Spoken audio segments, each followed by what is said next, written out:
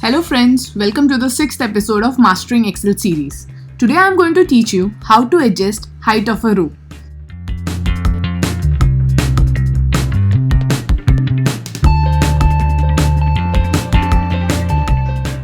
My name is Jyoti and my channel's name is FinCoin. Please like this video and also subscribe to my channel. Also, don't forget to hit the bell icon. Suppose I want to adjust the height of row 8.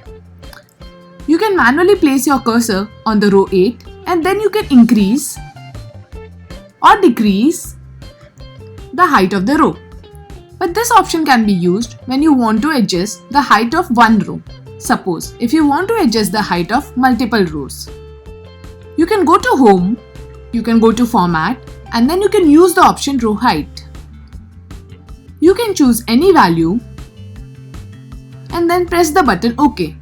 So this is how you can change the height of multiple rows at the same time. Now there is one more option in Excel. You go to Home, you go to Format and you click on AutoFit Row Height. This will set the row height to system default again.